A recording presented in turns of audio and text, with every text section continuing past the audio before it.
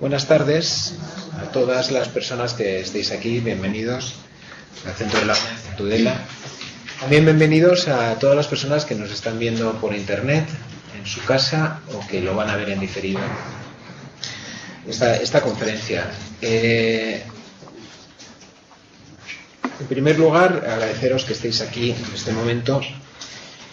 Y me gustaría destacar que esta conferencia, organizada junto con la Asociación Española contra el Cáncer, a quien agradezco especialmente la colaboración, tiene por objeto informar sobre las dificultades relacionadas con la alimentación durante la enfermedad y tratamiento, pautas para su manejo, desmitificar ideas erróneas y supongo también el papel de la alimentación en la génesis del cáncer, que no sé si lo vais a tocar o no.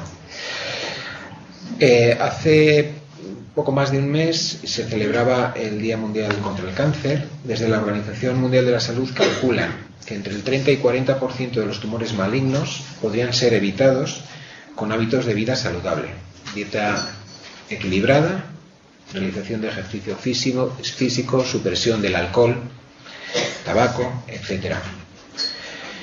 Es importante destacar que, bueno, pues cuando tanto Eugenio como yo somos médicos, cuando estudiamos medicina, hablar de cáncer tenía una significación y en estos momentos hablar de cáncer tiene una significación totalmente diferente. Y estos años ha habido una gran cantidad de avances y ya creo que hay que disociar claramente la palabra cáncer con los problemas que tenía entonces. Aún así, en los arquetipos o en ese inconsciente colectivo sigue dándonos mucho miedo, ¿no?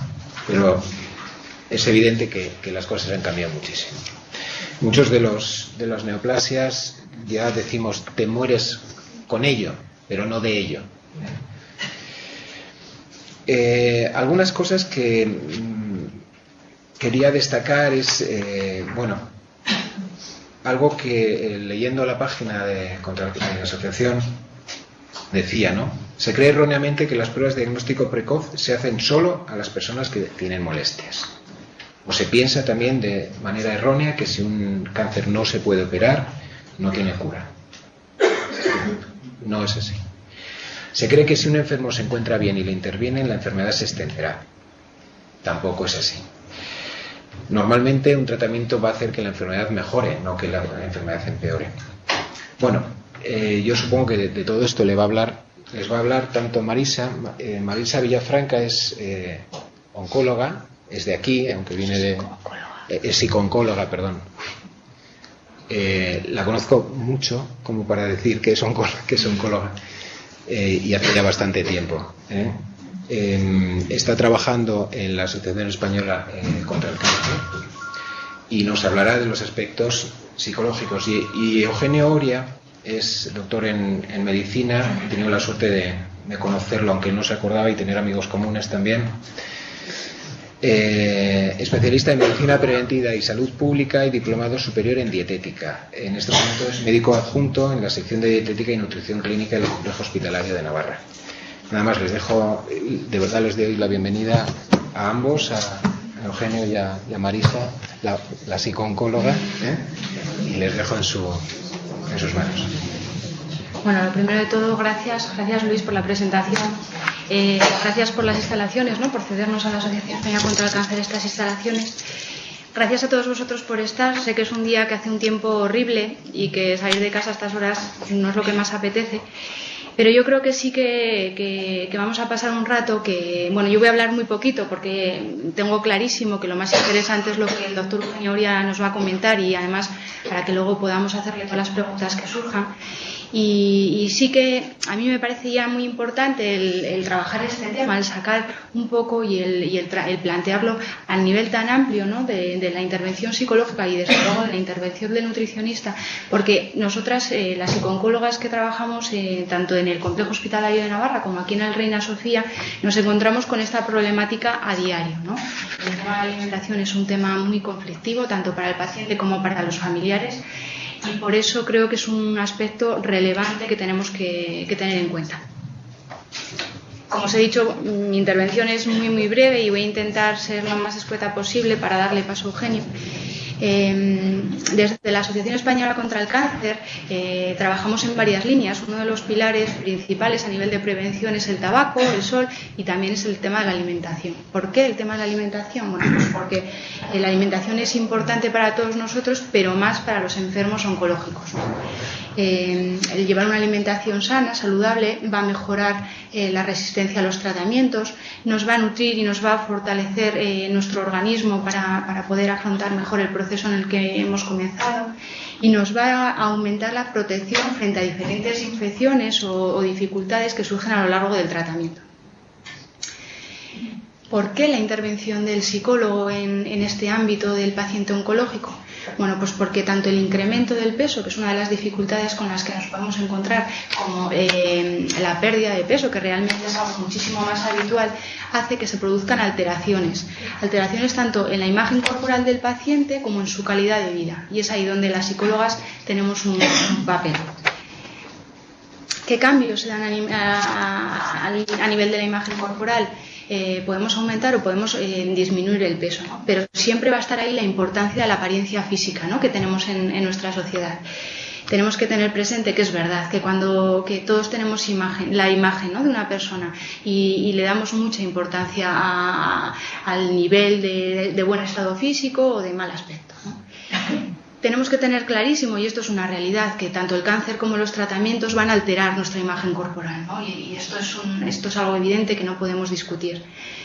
Porque también el cáncer produce muchos estresores, produce ansiedad, produce depresión, como luego veremos, y todos estos son factores que van a afectar a la imagen corporal del paciente, ¿no? ¿Y por qué la importancia de todo esto?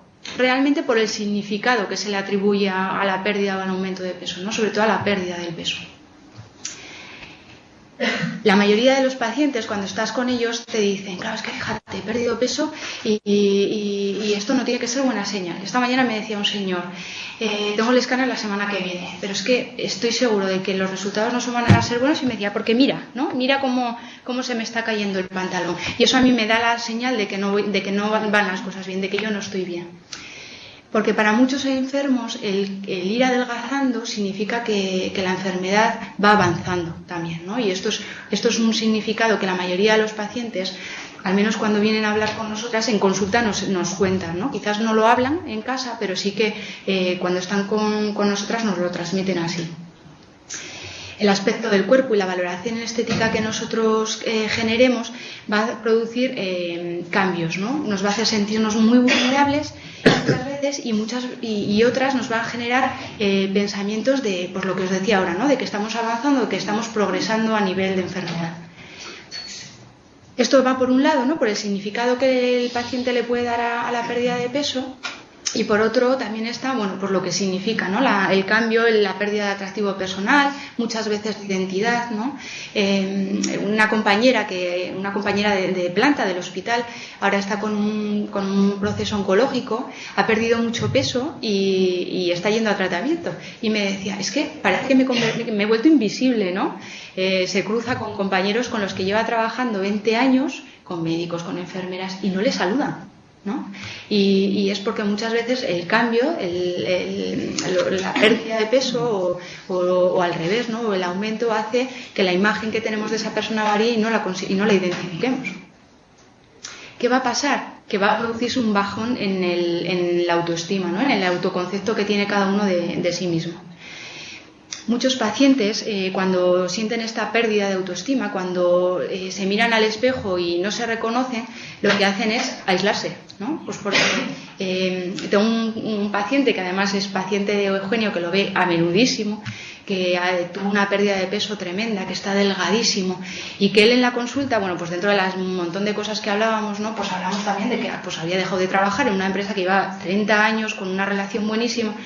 Y él me decía que quería ir a la empresa, ¿no?, que quería ir, estar con ellos, hablar, contarles cómo estaba, pero que no se atrevía, porque le daba miedo la reacción que tuvieran cuando le vieran tan delgado, ¿no?, porque él pensaba que se iban a asustar al verle tan delgado.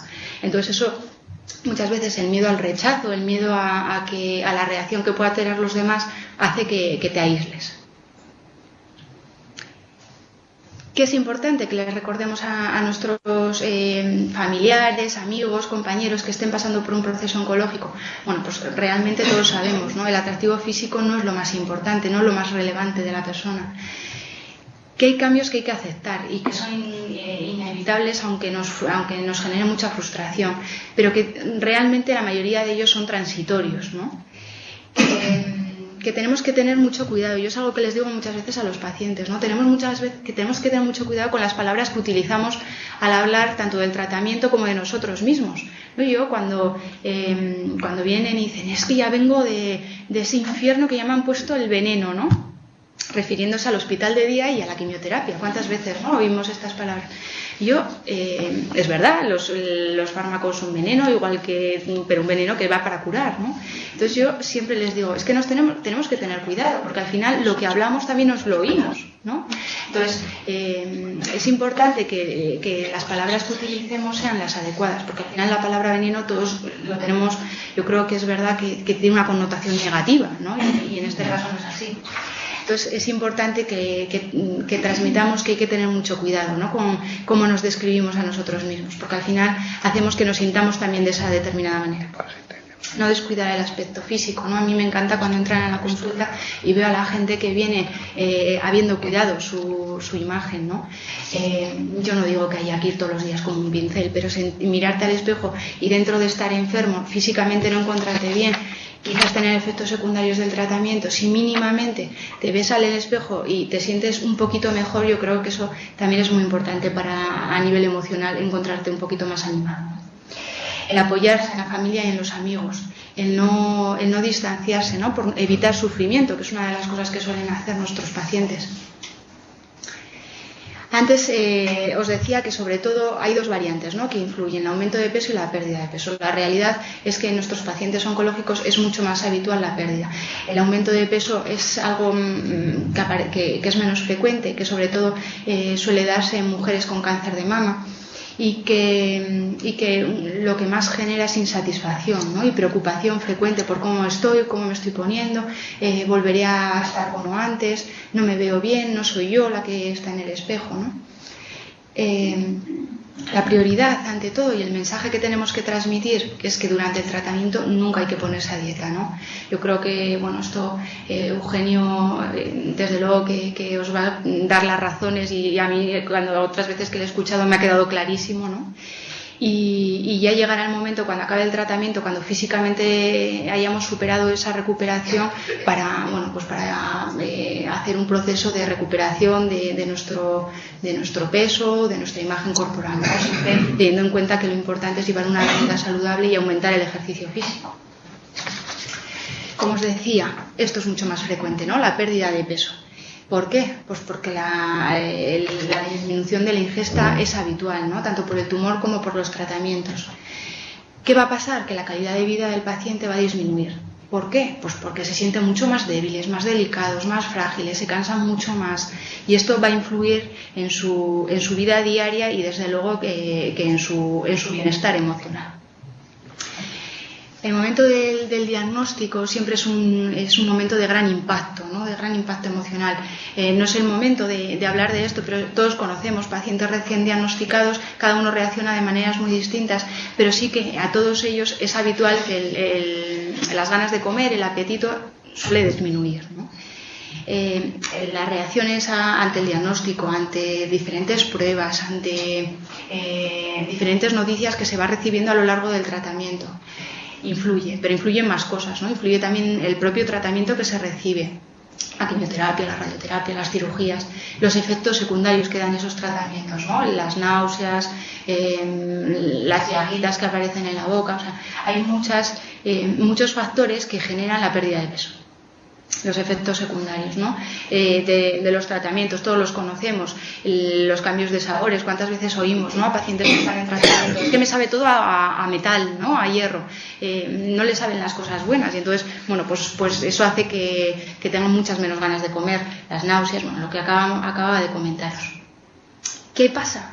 ¿Qué sucede esto, ¿no? Que la comida se convierte en un momento muy difícil y yo creo que ahí es donde tenemos que tener mucho cuidado. Yo siempre les digo a los familiares, tener presente que el que más interés tiene en comer es el propio paciente, ¿no? Culturalmente tenemos muy metido en la cabeza que tenemos que comer para estar mejor.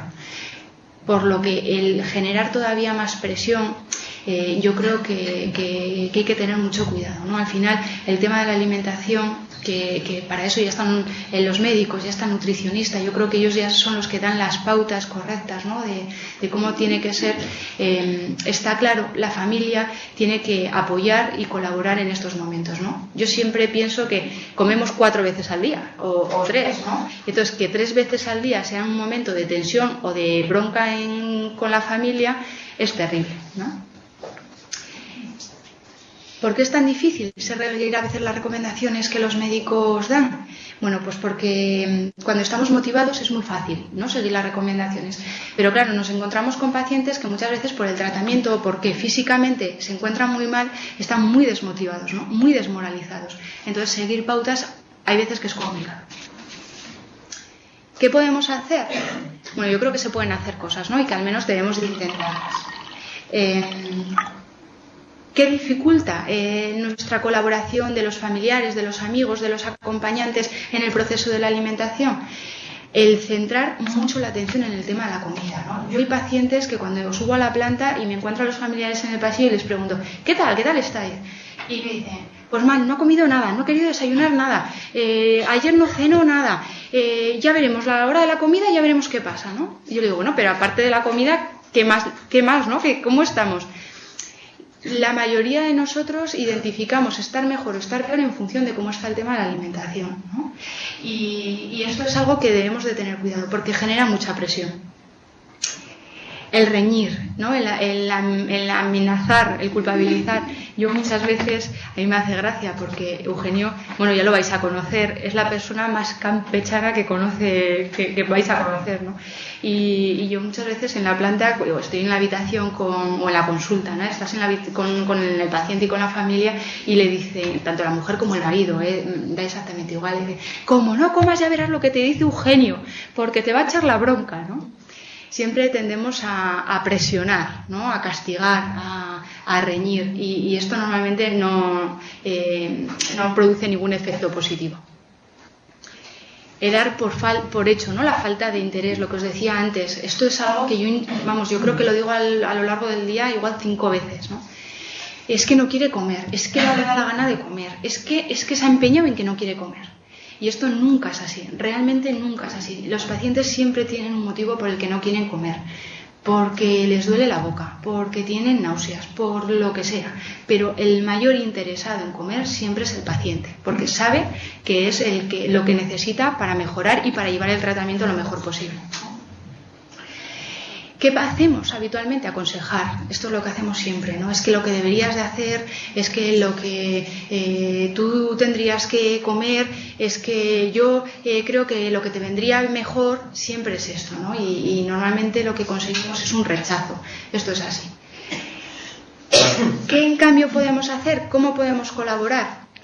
Pues apoyar sin sobreproteger, ¿no? Esto es algo que tenemos que tener presente. El paciente, el enfermo, es el que tiene que tomar decisiones, el que tiene que saber las consecuencias de sus actos y nosotros tenemos que acompañar en el proceso, ¿no?, sin tomar decisiones por ellos o sin anular.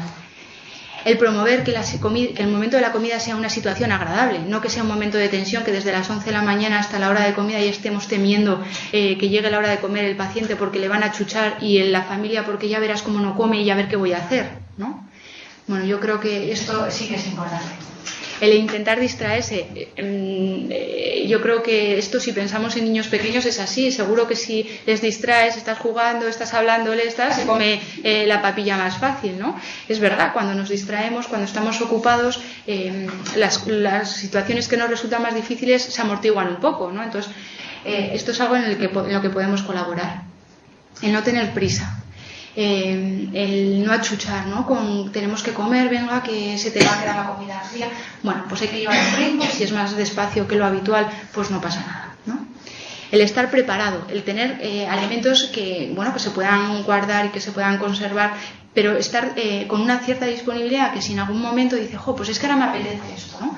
o cosas que sepamos que le gusten, que le van bien y que en ese momento le suelen apetecer, bueno, pues tener preparado.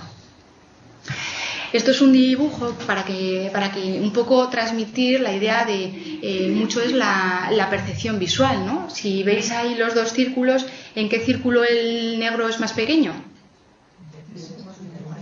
En el grande, ¿no? Parece que en este, y realmente son los dos iguales. Pero en cambio, si lo que yo quería poner con esta imagen es que si utilizamos platos grandes, la comida, aunque sea la misma, les va a parecer más pequeña. Y si les parece más pequeña, ya no es un toro que les va a pillar, sino que, bueno, quizás es algo más accesible, ¿no? Y entonces, bueno, pequeños trucos que podemos ir cogiendo nos pueden ayudar. Utilizar platos grandes, el comer muchas veces poca cantidad, ¿no? Que, bueno, yo creo que Eugenio nos va a hablar de esto muchísimo. El tener en cuenta los olores fuertes, ¿no? El no cocinar cuando está esa persona dentro de casa, sino cocinar, abrir las ventanas para que los olores no le molesten. Contacto mínimo. El tratar de entender cómo se siente y por qué lo hace, ¿no? Yo creo que siempre tendemos a presuponer la razón por qué las personas hacen algo, ¿no? Nosotras las psicólogas hacemos mucha formación con enfermería y auxiliares y en otros temas, ¿no? Pero nos parece que un paciente, por ejemplo, un paciente que está ingresado y que está en un estado muy delicado, está triste por su situación y quizás no, quizás está triste porque su hija le han despedido del trabajo, ¿no? Y siempre tendemos a atribuir la razón sin preguntar, ¿no?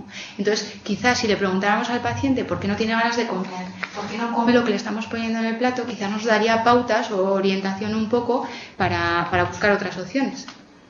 Y si no, desde luego, consultar al especialista, ¿no? Que para eso está.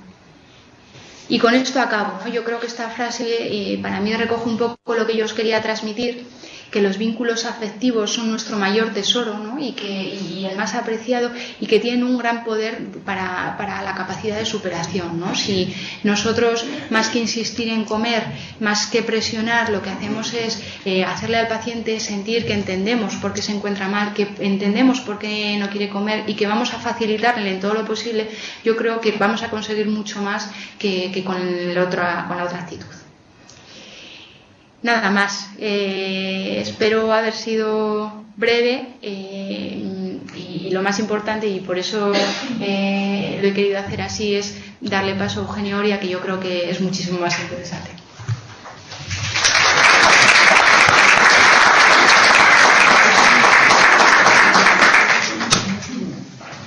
Bueno, buenas tardes.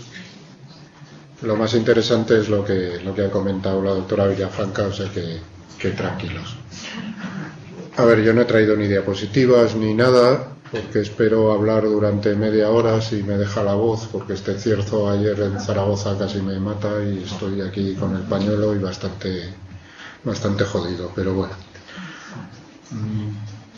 La intención de la charla de hoy es apoyar un poco a esta asociación de lucha contra el cáncer y sobre todo apoyar a la gente que tenéis o que estáis afectos o que tenéis cerca algún paciente que está recibiendo o que va a recibir o que acaba de recibir un tratamiento oncológico, sea de quimioterapia, sea de radioterapia o sea de cirugía o de cualquier cosa combinada, que normalmente o con cierta frecuencia son las tres cosas. Te operan, te dan quimio, te dan radio, te vuelven a reoperar y en fin, gracias a eso están consiguiendo los oncólogos que muchos cánceres se conviertan en enfermedades crónicas. Acabáis de médicos hasta el gorro, acabáis de todo muy hartos, pero realmente pues se viven muchos años y como bien ha comentado el director de la UNED, pues la palabra cáncer hoy tiene afortunadamente otras connotaciones.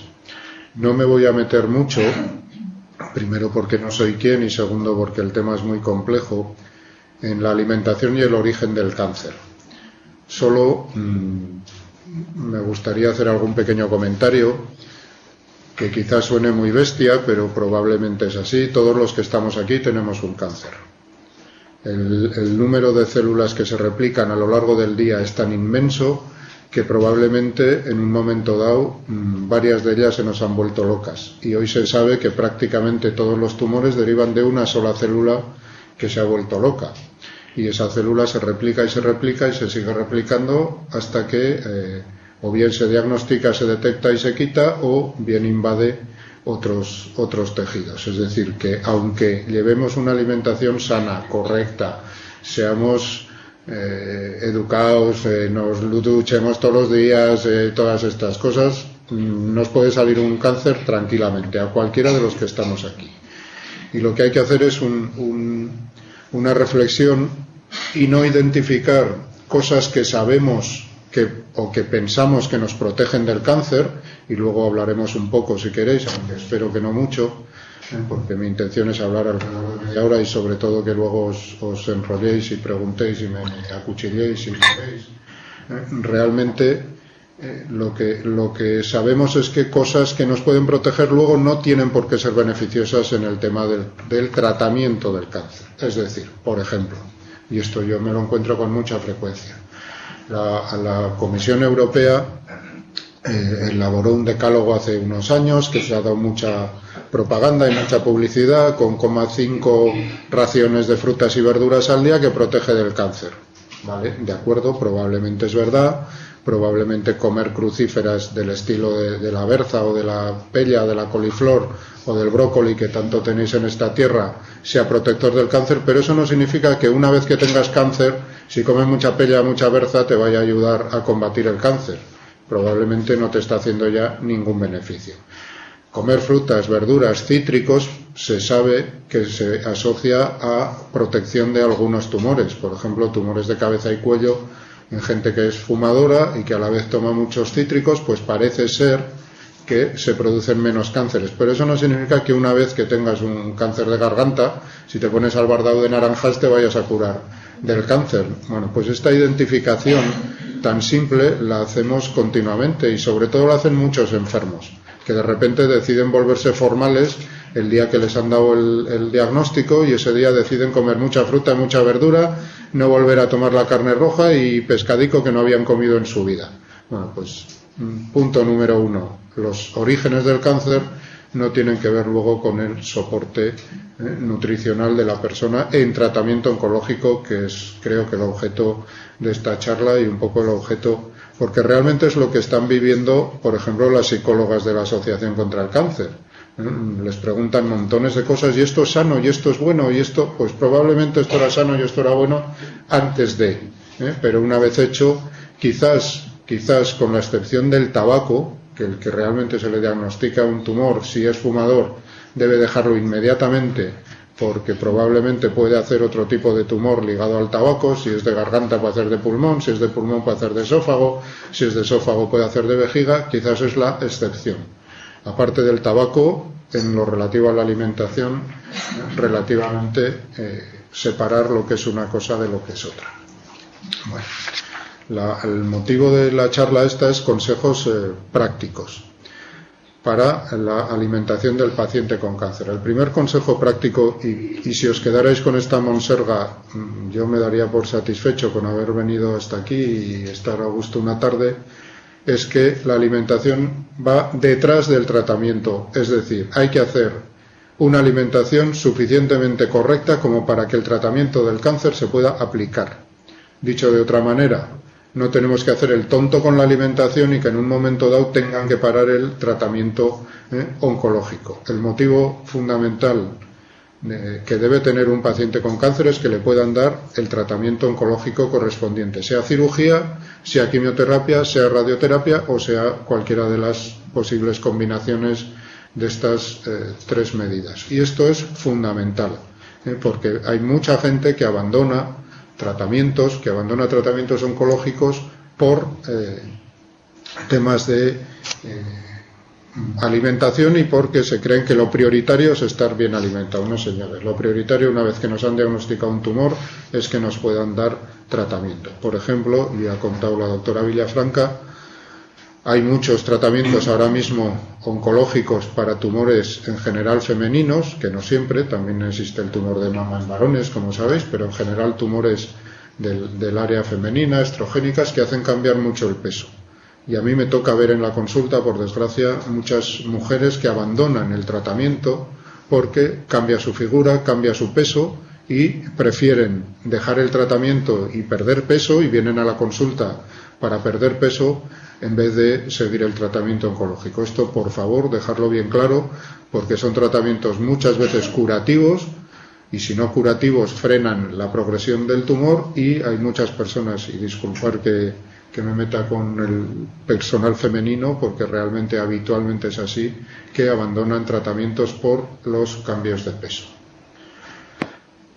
Punto fundamental: paciente con tumor que no se pese, por favor, que no se pese, porque hay montones de fármacos, montones de situaciones que les van a hacer cambiar peso, a veces para subir y a veces para bajar, y eso no significa que el tumor te esté comiendo, que estés mejorando o que estés empeorando.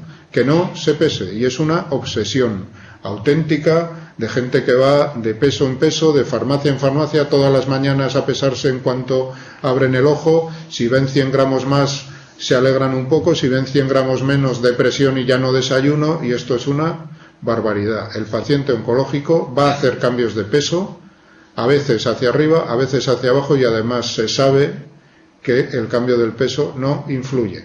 Hay alguna pequeñita excepción que no os voy a contar, pero en general la pérdida de peso no va ligada al pronóstico del tumor, va ligada a la desnutrición. Y resulta que cuando alguien se desnutre, a veces gana peso porque le bajan las proteínas en sangre y empieza lo que vulgarmente llamamos los que somos de pueblo, pues a retener líquidos. Y realmente se cambia el peso. Y, sin embargo, lo importante es que han bajado las proteínas. Y como han bajado las proteínas, se está reteniendo agua. Y como se está reteniendo líquido, se sube peso. Y casualmente usted está peor subiendo peso que bajándolo. Por favor, que la gente no se pese. Y esto, a veces, los médicos nos tiramos también piedras contra nuestro tejado, porque hay algunos tratamientos que se hacen en función de la superficie corporal o del peso. Especialmente los oncólogos médicos lo hacen. Bueno, pues dejarles a ellos que hagan sus cálculos y sus cosas, pero por parte vuestra no pesarse. Lo que realmente influye es la masa muscular. La pérdida de masa muscular es casi inherente a un proceso oncológico. En todos los tumores, o en casi todos, aparecen sustancias que son proteolíticas, que destruyen proteínas, que hacen perder musculatura en el fondo. Y eso sí que no lo dice nunca la báscula, lo dice el aspecto, y sobre todo lo dice subjetivamente el paciente. Me encuentro mejor o me encuentro peor, subo las escaleras mejor, o no puedo llevar el bolso de la compra, o ya no puedo llevar ni mi propio bolso. La sensación de tener más o menos fuerza, que también a veces se puede medir con dinamómetros y aparatos especiales, sí que va asociada a las mayores o peores expectativas de vida.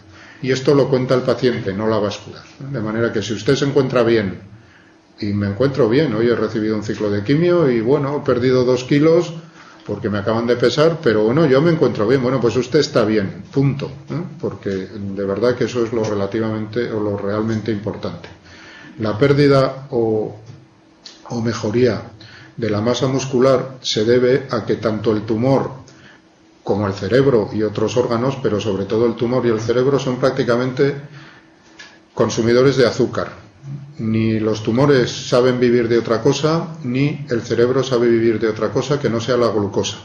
De manera que todo lo que es comida lo transforma en glucosa para aprovecharlo, tanto el cerebro como el tumor. En general, excepto tumores muy grandes, el consumo metabólico o el consumo de azúcar de un tumor es relativamente pequeño. Es decir, que lo que sigue consumiendo es el cerebro, el que teníamos antes y después del tumor, el que tenemos a los 20 años y el que tenemos a los 50 o a los 60. Y el consumo de azúcar por parte del cerebro es lo que nos hace cambiar musculatura y bajar o subir musculatura en relación a que comamos o no comamos sustancias transformables más o menos directamente en glucosa. Bueno, este rollo viene a cuenta de que hay cosas importantes. Si queremos mantener un consumo de azúcar por parte de nuestro cerebro para que no destruya musculatura, que hoy sí que sabemos que va asociada a la mayor posibilidad de supervivencia, lo que tenemos que hacer es meter hidratos de carbono en todas las comidas. Fundamental, súper importante, todas las comidas deben tener un poco de hidrato de carbono. Y cada cultura tiene su hidrato de carbono precioso, y la nuestra es el jodido pan. Si empezamos desayunando algo con pan, ya estamos metiendo hidrato de carbono sin darle muchas vueltas al tema, de manera que estamos metiendo hidrato de carbono para nuestro cerebro y va a destruir menos musculatura. Y en nuestra cultura, que no en otras, cada cultura tiene su cereal y su manera de prepararlo, lo habitual ha sido el pan. Todavía quedará por aquí en el público mucha gente, sobre todo gente mayor, que desayuna leche con sopas de pan. Bueno, pues esto es una costumbre inveterada que habría que intentar mantener. Y quien dice pan, dice derivados del pan, en derivados del pan más o menos sencillos. ¿Por qué más o menos sencillos? Porque cuando añadimos grasa se produce una importante sensación de saciedad y podemos tener la misma harina sin grasa, que es el pan, que la misma harina con mucha grasa, que son los croissants, o con mogollón de grasa, que sería pues el pastelito no sé cuántos, que tiene más calorías, tiene más energía y sin embargo me está dando mucha sensación de saciedad y luego me voy a saltar la siguiente comida. La sensación de saciedad se mantiene más o menos cada 3-4 horas.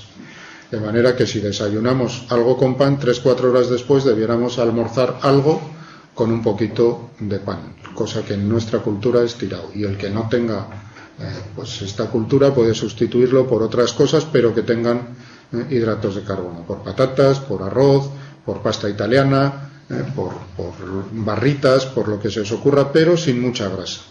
No solo porque la grasa da saciedad, sino porque además la grasa también es proinflamatoria. Y hay que recordar que estamos hablando de pacientes que están recibiendo tratamientos oncológicos. Y los tratamientos oncológicos inflaman, es decir, matan células y alrededor de esas células muertas, que con un poco de suerte son las malas, se produce también una reacción inflamatoria. Y sabemos que la grasa acelera la inflamación prácticamente de todo. Y es decir, poquito aceite, poquita grasa, poquitas mantequillas, poquito y, por contra, mucho hidrato de carbono, incluyendo dulces. Desayunar ese pan con mermelada, con dulce de membrillo, con lo que se os ocurra, con azúcar, pues estupendo. Meter más calorías añadiendo más grasa normalmente aumenta el efecto inflamatorio del tratamiento que estamos recibiendo y por lo tanto aumenta también la pérdida de musculatura que nos produce esa inflamación y a medio plazo el cansancio, la pérdida de peso muscular y la bajada de defensas. La bajada de defensas va ligada a la masa muscular. Cuando alguien mantiene buena musculatura y la mantiene más o menos activa, no hay que irse al gimnasio, basta con moverla un poquito, salir a la calle, hacer las 4 cosas de casa, se mantiene lo suficientemente bien y por lo tanto, punto 1, vuelvo para atrás, no pesarse. Punto 2, meter hidrato de carbono en todas las comidas. Maneras sencillas, el pan. Punto 3, meter relativamente poca grasa. Y meter también relativamente, y ya sé que estamos en Tudela y tenéis la mejor verdura del mundo, y además es verdad, aunque en realidad la mejor es la de mi pueblo que está a 15 kilómetros más arriba, pero bueno, tenemos lo mejor de lo mejor, pero meter muchas cosas de digestión lenta y difícil también aumenta la sensación de saciedad. De manera que comer muchísima verdura a la hora de comer, pues te puede venir relativamente mal, porque la sensación de saciedad también va a aumentar. Dicho de otra manera, si tenéis la verdura del abuelo que está cojonuda, pues le echáis un poco de verdura con mucha patata y quedáis genial y encima le estás alabando al abuelo las acelgas y la borraja y tú le estás dando realmente patata al paciente, que se digiere fácil, que tiene mucho hidrato de carbono y que da relativamente poca sensación de saciedad. Y esto es especialmente así hasta las 11 de la mañana o las 12 como mucho. Dicho de otra manera, a partir de las 12, 1 de la tarde, la sensación de saciedad va a aumentar y esto es casi la norma en todo paciente oncológico. Por sustancias que produce el tumor, por sustancias que produce el tratamiento, que si el TNF-alfa, que si la interleuquina 1, la interleuquina 6, un mogollón de sustancias que están relacionadas con la inflamación y con el tumor. Bueno, pues esto es así. Y realmente a primera hora de la mañana es cuando, y los que tengáis pacientes oncológicos cerca lo veréis, es cuando mejor suele estar el paciente, con más apetito y con menos sensación de saciedad. Dicho de otra manera también, levantarse relativamente pronto, a jalar algo con pan agradable, a jalar algo con dulce agradable y con poca grasa y aprovechar la mañana hasta media mañana para ponerme, entre comillas, al bardao, porque a partir del mediodía cada vez voy a tener menos apetito. Y las cenas a veces se convierten en un drama. De manera que a las 8 o las 9 de la tarde el paciente ya no quiere nada, la familia se encabrona, le lleva cosas, pues te he traído esto, pues siempre te han gustado las rosquillas y por qué no has de comer rosquillas y toda la vida has comido rosquillas, y le dan el tostón y al final lo que acarrean son enfrentamientos y malos planes. Vuelvo para atrás otra vez.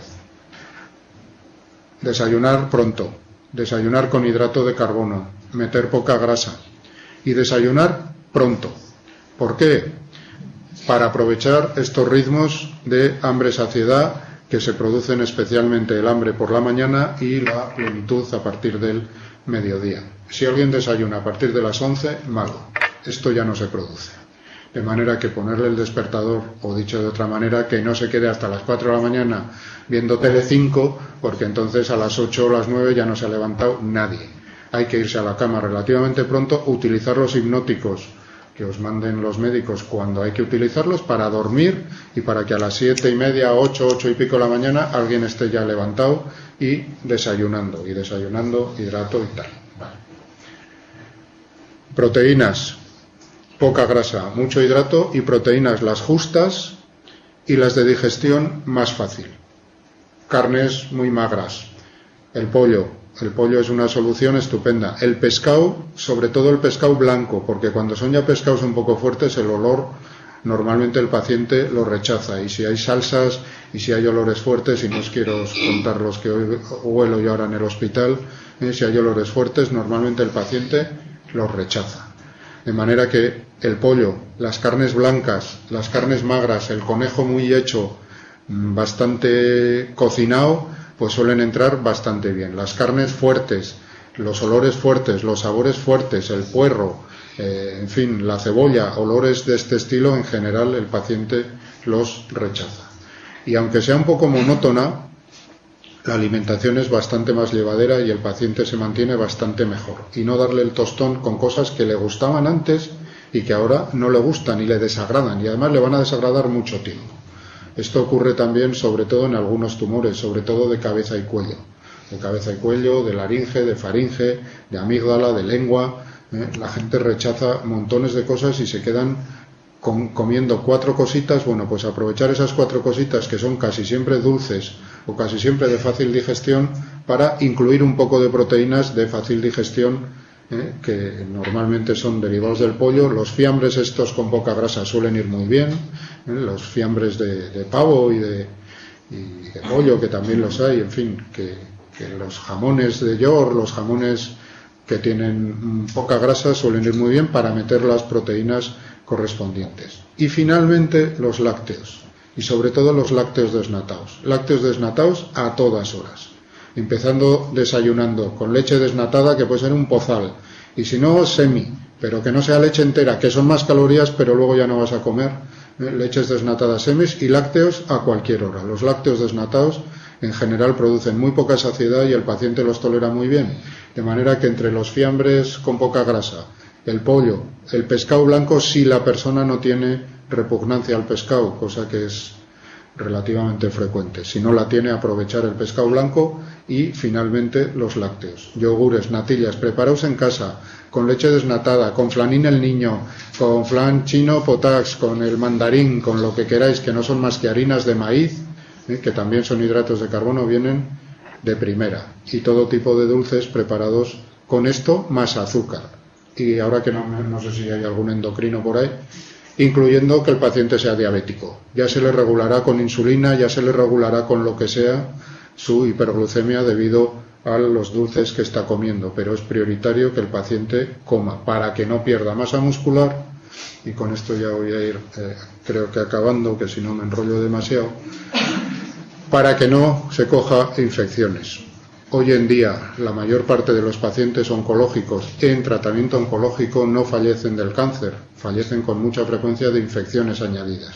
Infecciones que se deben a la bajada de defensas que producen algunos tratamientos y también a la bajada de defensas que producen la pérdida de masa muscular. Cuando baja la masa muscular bajan los linfocitos y los pacientes empiezan a coger infecciones habitualmente que están por todos los sitios, hongos, estafilococos, estreptococos, bacterias que tenemos todos en la piel, que tenemos todos en las fosas nasales, que tenemos todos en la lengua, que tenemos todos en la boca, y que el paciente se las coge por bajada de defensas ligada a la pérdida de masa muscular. Y algunas pequeñas también consideraciones para ir acabando. Que el paciente esté siempre bien hidratado. Bien hidratado implica tener una cantidad de agua importante, tan importante que el paciente casi obligatoriamente tenga que levantarse a la noche a mear. De manera que si alguien no se levanta a la noche a mear y la primera orina de la mañana es amarilla, casi naranja, está al borde de la deshidratación, digan lo que digan los análisis. Y todo paciente oncológico debe estar muy bien hidratado para que el efecto de los tratamientos que se les da sea el correcto. Todos los tejidos oncológicos tienen a su alrededor neovasos, que se llama. Se ha formado una tupida red de vasos sanguíneos para darle sangre al tumor. Si no, el tumor no crecería. De hecho, hay muchos tratamientos oncológicos que van dirigidos a bloquear estos vasos sanguíneos y así el tumor no crece y así el tumor se muere y desaparece. Bueno, pues si el paciente no está bien hidratado, la aparición de estos neovasos parece ser que es mayor. Y por otra parte, la llegada tanto del fármaco como de la radio al tumor es mucho peor. Hidratar al paciente significa lo que os he comentado, que mee lo que le dé la gana, muchas veces al día, y que toda la orina sea lo más blanca posible. ¿Cuánto para eso? Pues depende, cada cual tiene su norma, y en general un truco tontito es lo de que me he tenido que levantar a la noche. Bueno, pues estupendo, y si no me he levantado a la noche, mañana me meto más agua para estar todo el día orinando. Buena hidratación a base fundamentalmente de agua y de agua, no de zumos que quitan el apetito, no de zumos que en general tienen mucho potasio. La excepción es cuando a alguien le añadan tratamientos que le bajen el potasio. En general, zumos, agua, pero también puede ser caldos, caldos de verduras, caldos normales y corrientes que no dan sensación de saciedad y que te mantienen bien hidratado, porque hay gente pues que el agua no le va, o la repele, o nunca le ha ido, y esto cada cual es cada cual, y hay mucha gente que no prueba el agua, como bien sabéis. El que tenga la costumbre, que la mantenga, y el que no la tenga, que la intente coger con la infusión, con los caldos, que le dé un poco la gana. Hidratos de carbono también de absorción buena y con poca saciedad son los derivados de la pasta italiana. Los espaguetis, los macarrones y las benditas sopas, sobre todo para la gente mayor. Sopas con bien de fideos o las antiguas sopas de ajo, que realmente es pan y agua con un poquito de aceite, son alimentos que tienen hidrato de carbono, relativa poca saciedad porque es sopa, de manera que se eliminan del estómago bastante fácil, en una hora ya han desaparecido del tubo digestivo, y que, sobre todo en gente mayor, para las cenas son bastante aceptables, o para los desayunos. Ayer estuve en Zaragoza, y en Aragón sigue habiendo mucha gente, sobre todo mayor, que tiene la costumbre de desayunar sopas de ajo. Bueno, pues si alguien las mantiene, eso no está mal. Y finalmente, los tratamientos oncológicos son súper largos.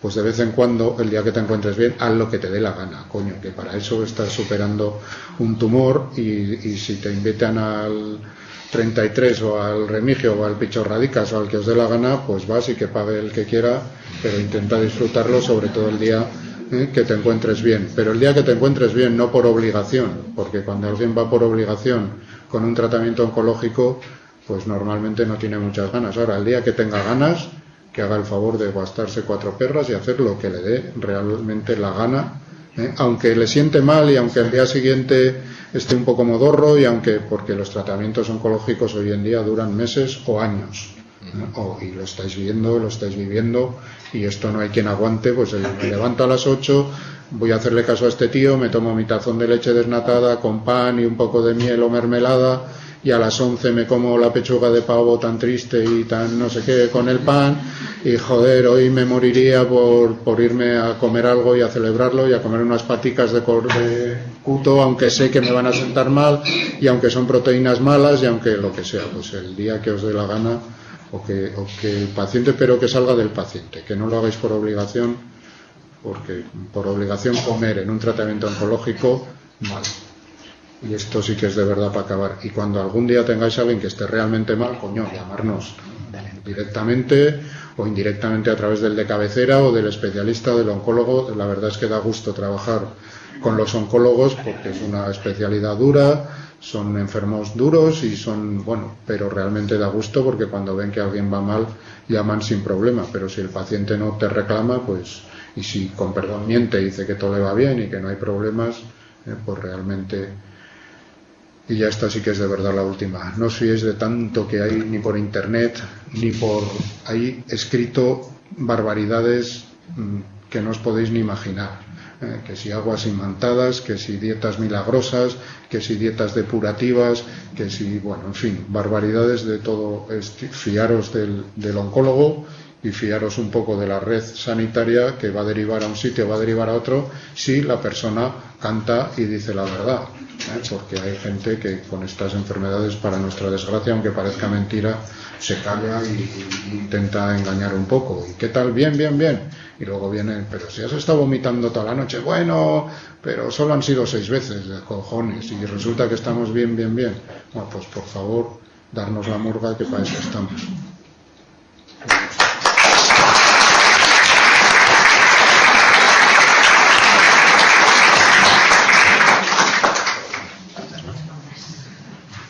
Pues no sé, hacemos un turno de preguntas, ¿os parece?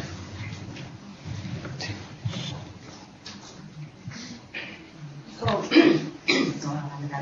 Buenas tardes. Una pregunta te voy a hacer. Eugenio. Yo tengo una mamá que es más mula que la mula, que no sale de sus cuajadas y su leche entera, y se alimenta de eso. No tiene, de momento no se ha visto nada, pero hay una temporada que está bastante. Perdón. Gracias. ¿Ya está? Está ya. Ah, ya está. Vale, gracias. Sí. Entonces, ahora la tenemos un poquito pesada, pues se cayó, se rompió. Y me tengo un problema de diarrea bastante serias. Para mí que ha sido un problema de debilitación. Entonces yo ahora estoy detrás de ella para decirle que tiene que tomar desnatados, tanto en yogures como en leche, más verduras, porque son de las de antes. No hay macarrones para la salud. Preguntar por ahí si tienes alguna Y necesito un poco, como decirte, pero te preguntaré mala, también. porque no se baja el peso. Yo la quiero ayudar, Y yo ves quiero alguna, puedes colaborar, preguntarla. pero no me gusta nada esas diarreas que tiene. Ahora están haciendo una otra genética. Mañana se verá el resultado. Pero no me gusta la pinta que tiene. Entonces yo ahora estoy un poco mentalizándola cada vez que voy a verla para que se mentalizara de que los lácteos desnatados sean los mejores para ella. Pero no, ahí me tienes que meter la asturiana y me tienes que meter las hojas de los pies a casa. Y que no se la baje de ella. Pues si ¿Cómo tiene la mentalizo? de ninguna manera. Si tiene la edad que tiene y dice que no, pues es que no. Pero realmente si está en estudio por un proceso que puede ser algo grave o que puede ser algo serio, pues se lo va a decir todo el mundo. Es decir, señora, si usted tiene unas diarreas y está en estudio y se está poniendo albardada de leche la asturiana con un 3,6% de grasa y resulta que está con 20 diarreas al día, pues la está usted fastidiando. Y al final acabará usted con goteros y acabará con alimentación artificial porque es así. Pero sí que es verdad que la gente mayor lo que debes intentar es modificar un poco sus hábitos. Mira a ver si puedes que en vez de entera sea semi, pero si es cogotona y cogotona, pues ella lo va a pagar. No, el problema es que si se lo digo yo, se lo dirá el médico. Eso... Ya, pero si se lo digo yo no me hace caso. Si lo dice el médico, me va a decir que cambie. Tampoco. No va a cambiar. Y ahí estoy yo peleando. Cada cual tiene derecho a su salud y hacer, pues si es que nos pasa, yo esta mañana me he vuelto a encontrar con un paciente amputado de una pierna, 50 años. Le están amputando el pie izquierdo, ya que no sabéis dónde estaba, en la puerta del hospital fumando. a las 7:30 de la mañana. ¿Qué quieres que le digan? Su silla de ruedas, claro, con la mantica puesta y fumando en la puerta del hospital, y con el gotero. Sí, joder, pues vale, pues te sabe malo y le dices, venga, no. Bueno, mira un poco para abajo, pero sigue fumando. ¿Qué vas a hacer? Pues A su gusto, ¿no? pues nada, pues ¿qué vas a hacer? No, nada, más que nada, quería consultar eso, pues, lo que pasa es Y sobre todo, bueno, pues que no, la familia, intentar ser la familia y no, entre comillas, encabronaros cuando el paciente tiene algo serio. Y eso es función un poco nuestra de decir, oiga, mire usted, tiene que dejar de fumar. Y entonces viene detrás, pues con frecuencia la mujer diciendo, si llevo 20 años diciéndoselo yo y a mí no me ha hecho caso. Bueno, pues mire, pues ahora se lo digo yo, le van a amputar porque sigue usted fumando. Porque como pierdas encima la buena relación, y a nivel de comida, la buena relación con esta persona, te va a escupir la comida o te va a hacer barbaridades. Entonces intentar cada uno ponernos en nuestro lado, el médico es el médico, la hija es la hija, el esposo es el esposo, pero la persona es la persona, y si dice que no, pues es que no, ¿qué le vas a hacer? No, gracias, muchas gracias.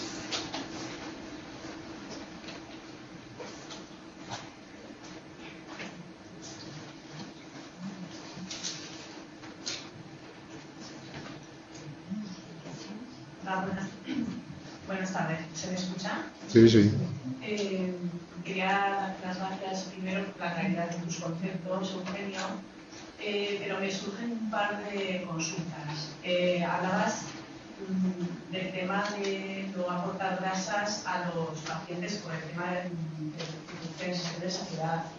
Pero, como has explicado, son pacientes que normalmente comen por la mañana, a partir de la tarde es difícil, y a partir de la tarde sigue viendo el tema de las grasas, ¿no? Que no aportan para intentar que la ingesta sea un poco elevada, pero es difícil alcanzar el aporte calórico necesario para un paciente sin utilizar grasas. No hablo de grasas saturadas, hablo de un tipo de grasas más fáciles de digerir y que aumentan el aporte calórico para que haya una desnutrición. Entonces, ¿qué consejo podrías dar en este aspecto? Y otra consulta que quería hacerte era tu opinión sobre la suplementación nutricional.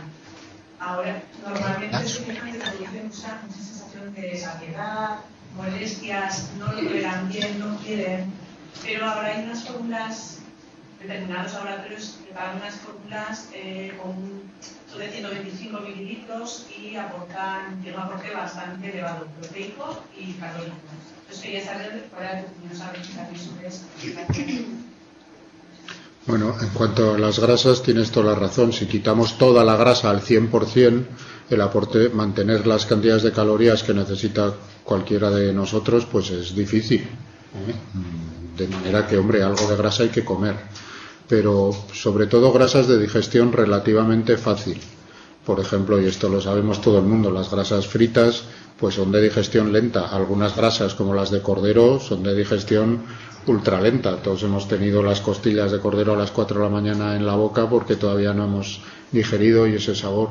Pero sí que es verdad que hay algunas grasas vegetales, en general no fritas, de adición, que, en fin, que son, y la famosa, la más conocida, pues el aceite de oliva, en pequeña cantidad y de relativa poca graduación.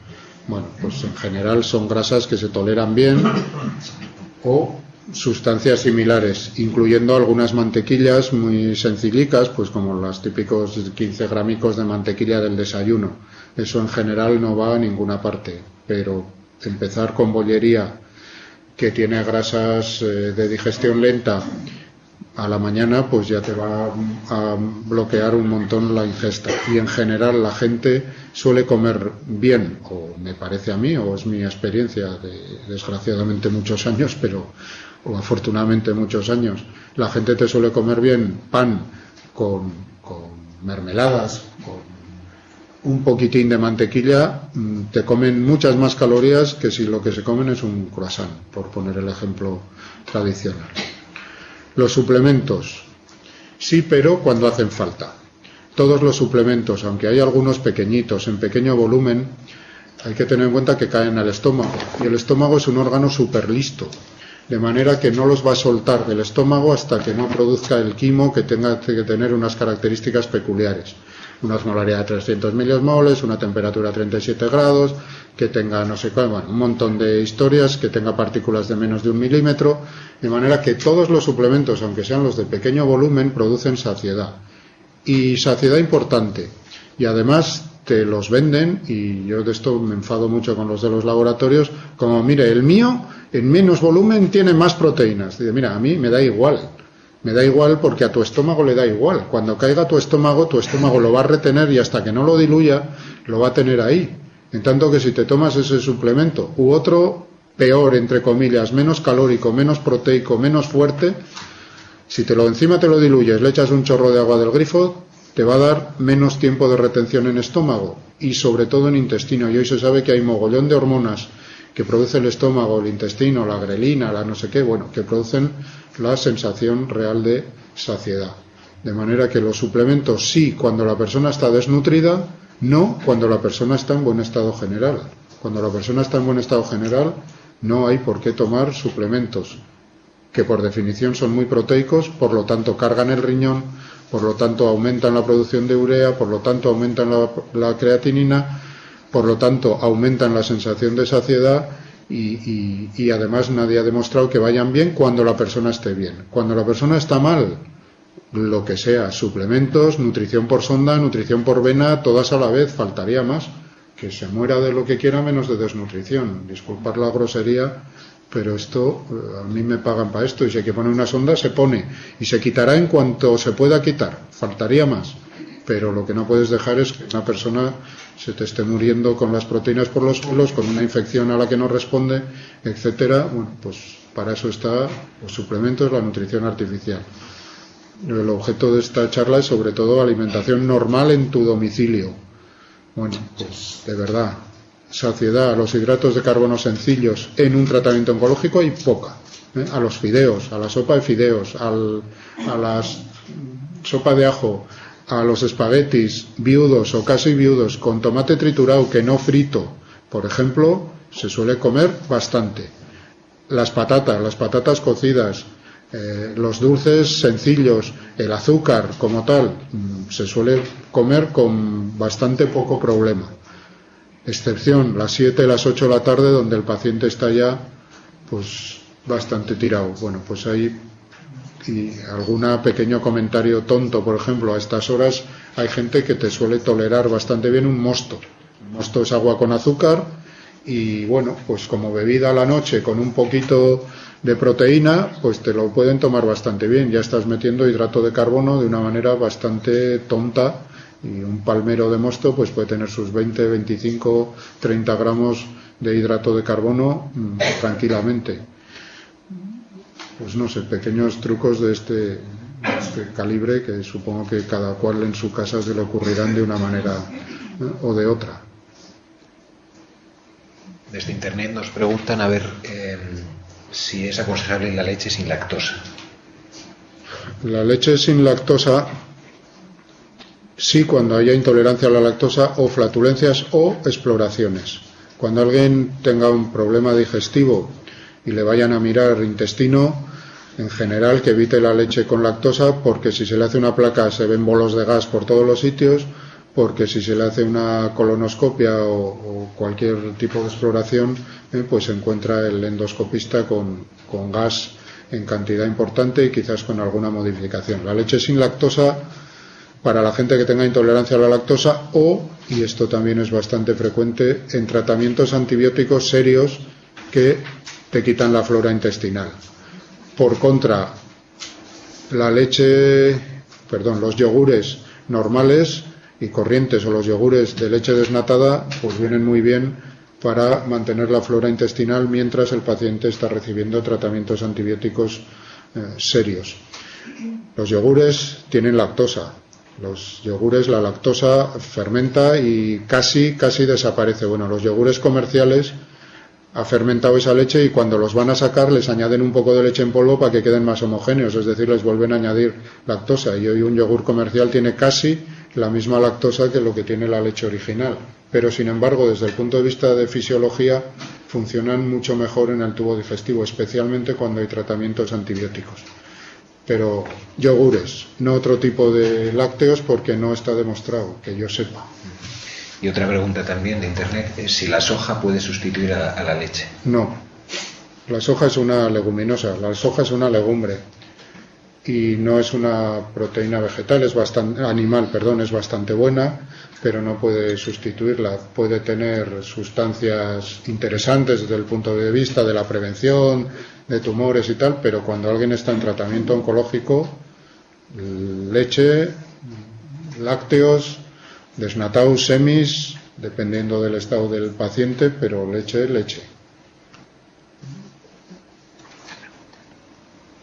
¿Qué le aconsejaron?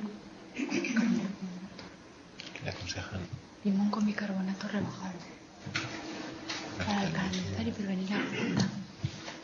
Bueno, otra paciente que es una pregunta muy particular, a ver si le aconsejan limón con bicarbonato para alcalinizar y proteger la garganta. No, el limón con bicarbonato es la gaseosa que hacíamos cuando yo vivía cerca de aquí, de críos, y realmente pues es limón y bicarbonato y se produce ácido carbónico, pero tiene mucho sodio. El bicarbonato es bicarbonato sódico, CO3HNA, es decir, es sal, es tomar mucha sal. Y en general, cuando un paciente está recibiendo un tratamiento oncológico, no le interesa estar muy cargado de sal por las retenciones y los cambios de líquido que hace. A nivel subjetivo, de que subjetivamente pueda aclarar un poco la garganta, pues me callo, hay gente pató, que decía el torero, pero realmente no lubrica ni modifica nada. Hace cambiar, eso sí, como todo lo que tiene pHs un poco alcalinos, hace modificar la secreción de saliva, que puede ser interesante en algún tipo de tumores de cabeza y cuello mientras reciben radioterapia, pero en general no. Que no ha comentado nada de la fruta y de la legumbre. No sé si es recomendable. Si me tratas de usted, no te voy a comentar nada. A ver, la fruta y la legumbre. La legumbre es cojonuda, a mí me encanta. Es mucho hidrato de carbono y mucha proteína y bastante aceptable. Y además el tránsito es lento. En el tratamiento oncológico en general, no. Excepción algún tipo de tumores de estómago donde interese frenar lo que se llama el síndrome de dumping, de vaciamiento brusco gástrico. El estómago no retiene la comida y ¡boom!, se vacía de repente, el paciente le duele todo, se marea, empieza a sudar, a veces vomita, a veces tiene diarreas. En este tipo de pacientes sí que un poco de legumbre y muchas veces en forma de puré les frena esa evacuación gástrica. En el resto de tumores en general no, porque aunque sea calórico, tiene proteínas, tiene hidrato de carbono, da mogollón de saciedad. Si nos comemos unas pochas a las 3 de la tarde, a las 9, joder, no te apetece mucho cenar, todavía estás haciendo la digestión de esas pochas, y realmente lo que nos interesa en el caso del soporte del paciente oncológico es que coma varias veces al día, muy repartido, sabiendo que la cena la va a llevar un poquito peor. Bueno, pero en general la legumbre no. Cuando salga y esté medio bien, que se meta la pochada de sangüesa o la pochada de hablitas que queráis, pero en general no viene muy bien. Excepción los tumores de estómago y de vaciamiento y el síndrome de dumping de vaciamiento gástrico. ¿Y la fruta? Y la fruta, pues son pocas calorías y mucha fibra. Vale, tiene vitaminas. ¿Te interesa en un tratamiento oncológico la fruta? Pues creo que no. A no ser que lo utilices como tema subjetivo, psicológico, decir, joder, es que mira qué manzana de mi casa tan buena y esto me va a ayudar. Vale, bien, pero como soporte psicológico, no como soporte nutricional.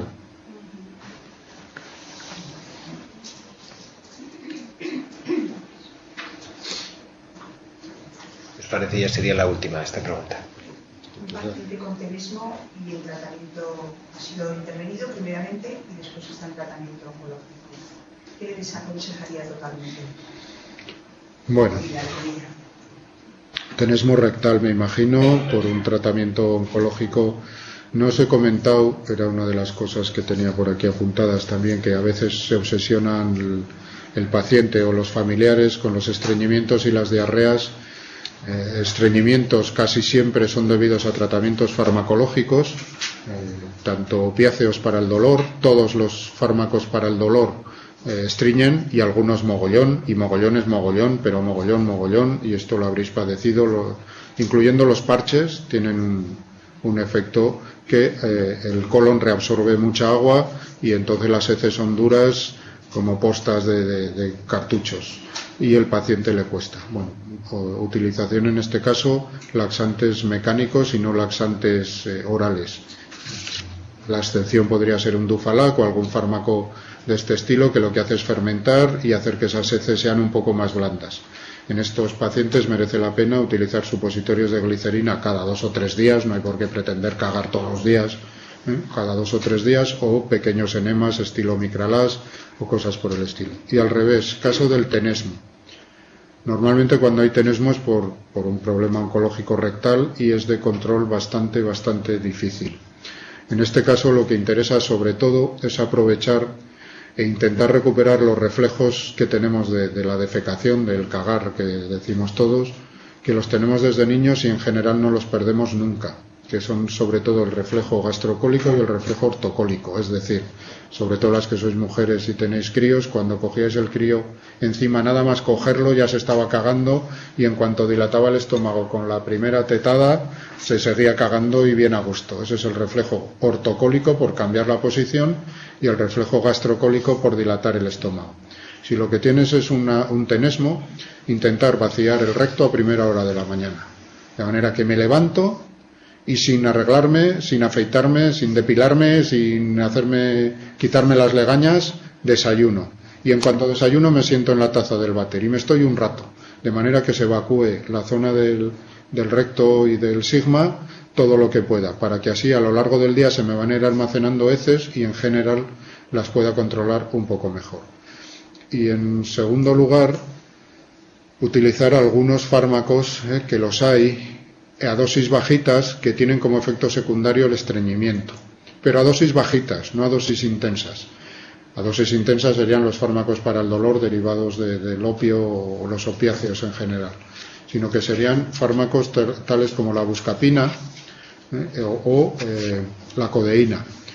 Los jarabes de codeína que todos hemos usado para no toser tienen el efecto de secar un poco la parte final. Bueno, pues si a la mañana me levanto, cago con perdón y bien a gusto, a primera hora de la mañana, nada más levantarme me siento boom, a continuación tomar algo de codeína o algo y intentar controlar un poco mejor.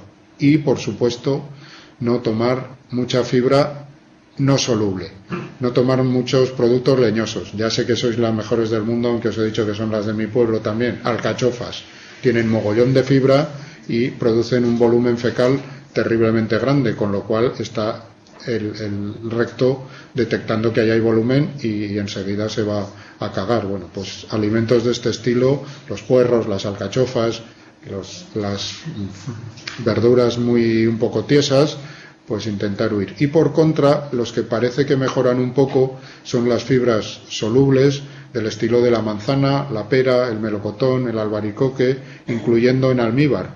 De manera que si está cocido, si está en compota, si está asado, pues en general parece ser que mejora la sensación de tenesmo. No sé si inténtalo, y si va. Ahora, si es un tenesmo de origen oncológico, porque está el culo con perdón irritado, pues cuesta. Ahora levantar, lo que suele costar mucho a la gente es porque hemos perdido esa costumbre o mucha gente la ha perdido, es me levanto, me ducho, me arreglo. No, me levanto y cago y luego ya me arreglaré, y me estoy 5 o 10 minutos, y si encima un poquitín antes me he metido algo para desayunar que haya dilatado mi estómago, pues mejor.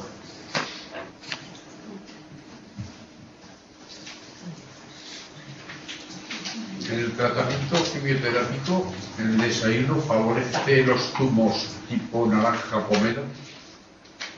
Más náuseas. Hay algunos quimioterápicos además que parece ser que están contraindicados con el pomelo, curiosamente, y otros que parece que los proliferan. Estos pueden comentar los oncólogos porque depende del tipo de tratamiento que te den.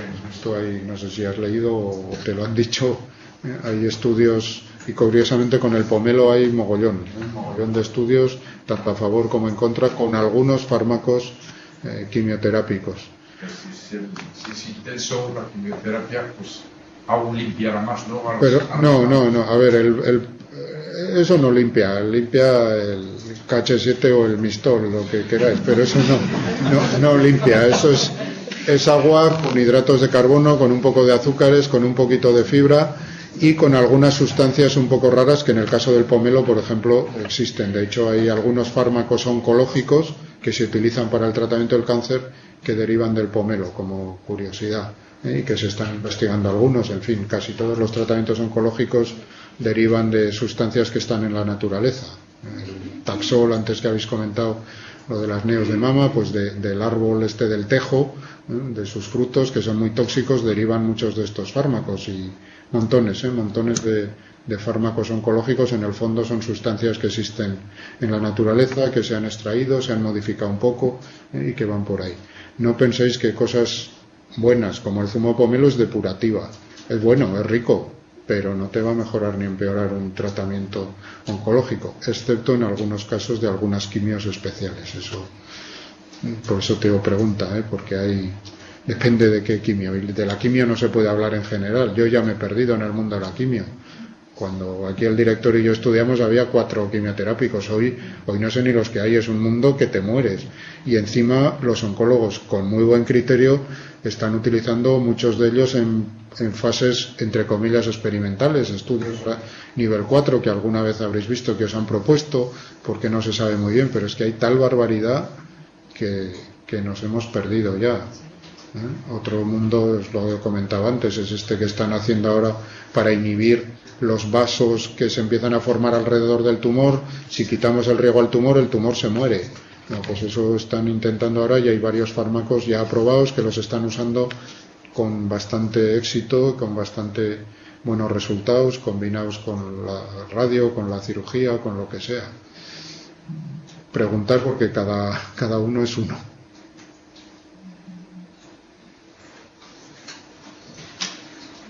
Yo quería volver un poco al tema de la soja. Espera un segundito que te den el micrófono, porque si no los de internet no se enteran, no sé dónde está el micrófono. No está, no hay micrófono.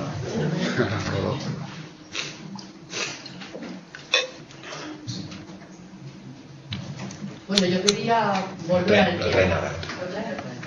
Vale. Ya está. Aquí. Hola, buenas tardes. Mira, quería volver al tema de la soja, porque en la premenopausia y así, pues te la aconsejan que tomen mucha soja, esto y lo otro, pero luego la gente que tenemos igual unos factores de riesgo, que te plan por riesgo de cáncer de mama y así, te la desaconsejan. Dicen que si no es buena y todo. ¿Es cierto? Sí, la soja, a ver, no, rumor no. La historia un poco del tema de la soja es un poco divertida. Empezó en Australia, cuando pastores allá, sabéis que hay muchas ovejas, rebaños de miles de ovejas, se dieron cuenta que si las llevaban a pastar a unas zonas, las ovejas abortaban y en otras zonas no. Y empezaron a estudiar qué pasaba y encontraron pues que había unos tréboles, un tipo de alfalfa, que realmente tenía sustancias que eran favorecedoras de abortos, y bueno, se empezó a estudiar y se empezó a describir el mundo de los fitoestrógenos, es decir, sustancias muy parecidas a las hormonas sexuales femeninas que se encuentran en las plantas. Y a partir de ahí empezó pues el boom de la soja pues la soja es otra legumbre que es muy parecida, el trébol y la alfalfa también es una leguminosa, bueno, pues que son parecidas químicamente, y se empezaron a encontrar montones de sustancias. Hay montones, tan montones que nadie sabe muy bien cuál tiene efecto estrogénico puro y duro. Y lo que sí que se sabe, entre comillas, es que depende mucho del tema racial. Es decir, hay razas, como son las japonesas, que habitualmente han estado tomando derivados de la soja durante mucho tiempo como legumbre habitual. En nuestro medio no ha sido la soja, en nuestro medio hace miles de años fueron las lentejas, y hace unos pocos cientos de años las alubias. Las alubias vinieron de de América y es la legumbre tradicional de esta zona. Los garbanzos del norte de África vinieron con los árabes y las lentejas, pues desde Egipto se conocen. En nuestra zona son garbanzo, lenteja, alubia, los guisantes son más del norte de Europa y la legumbre típica de Asia ha sido la soja. Y son legumbres, todas, leguminosas. Bueno, ¿cuáles? No se sabe muy bien. Lo que sí que se sabe es que son fitoestrógenos y probablemente tomar grandes cantidades de estos fitoestrógenos también te pueden favorecer los tumores. Por lo tanto, en la menopausia, utilizarlos a dosis bajitas, como te puede ser, pues pequeñas cantidades de soja, quizás te ayuden a frenar los síntomas de la menopausia por la deprivación de estrógenos que te toca, que esa es otra, que mucha gente hace un drama de una cosa que es fisiológica y natural. Bueno, pues te toca y pues ¿por qué tengo que tener yo calores? Y es, coño, ¿por qué te toca? Porque a todos nos va a tocar otras cosas. Pero bueno, y la que lo pase muy mal, pues lo puede utilizar, pero repito, a dosis bajitas. Y cuando esté en tratamiento oncológico, si puede, no tocarlo. ¿Por qué? Porque no sabemos lo que pasa. Lo mismo eso que otros tratamientos hormonales. Pues, piénseselo 2 veces antes de tomarse un estrógeno. Sabéis que hace 10 años se tomaban estrógenos para todo, para regular la regla y para no regularla, para tenerla y para no tenerla, para la descalcificación, para la osteoporosis, hasta que empezó a decir, oiga, que los tumores de mama aumentan con algunos de estos estrógenos, oiga, que los tumores de endometrio aumentan con algunos de estos estrógenos. Entonces se retiraron un montón del mercado farmacológico, pero entonces vino el boom de la soja y con la paralelismo relativamente falso de las japonesas tienen poco cáncer de mama. Mire usted, las japonesas son gente bajita, que pesan en promedio menos de 50 kilos, la inmensa mayoría de las japonesas, que además tienen una distribución de la grasa distinta. Las japonesas tienen poquito hueso, son muy delgaditas y tienen relativamente poca cadera. En tanto que la gente de Europa tiene más hueso, las mujeres más cadera, como es evidente, y más grasa, y además no ha sido la legumbre habitual nuestra. La alergia por soja es muy frecuente. ¿Qué pasa con ella? Pues no lo sabemos. Los síntomas de la menopausia, si los tienes exageradísimos, te puedes plantear fitoestrógenos a dosis bajitas y para probar, porque a todo esto, no, llevo tomando soja pero no me hace nada, coño, pues déjala. No te hace nada y hay gente que lleva meses y meses y luego le aparece el tumor de mama y os doy cifras, bueno, creo que igual me equivoco, va a aparecer en 1 de cada 13 mujeres. Es decir, esto no es una cosa rarísima, esto ya es más que frecuente y además ha aumentado, como sabéis, la frecuencia. Afortunadamente ha bajado en picado la mortalidad y está cayendo en picado pues las consecuencias, porque hoy en día se pillan pronto y bien la inmensa mayoría de ellos. No juguéis con las hormonas y probablemente tampoco con los fitoestrógenos. Bueno, antes Marisa había descrito a Eugenio como campechano. Creo que ha quedado claro, ¿no? Ha quedado claro en un lenguaje muy claro, muy directo, muy comprensible. Supongo que los de internet habrán visto cómo se habla aquí en la Ribera, porque como bien dices, de 15 kilómetros más arriba. De Funes. Es de Funes. Bueno, pues para que pongáis el pueblo. No, de Funes. Pues muchas gracias a Marisa Villafranca, psico-oncóloga, por los consejos que nos ha dado, que aunque bueno habéis preguntado menos, quizá por el atractivo de nuestro también agradecer. Y a Eugenio, pues que es la primera vez que viene, espero que venga. Gracias a los dos y gracias a la Asociación del Cáncer y espero que os hayan servido los consejos y nada, a seguir luchando. Un abrazo.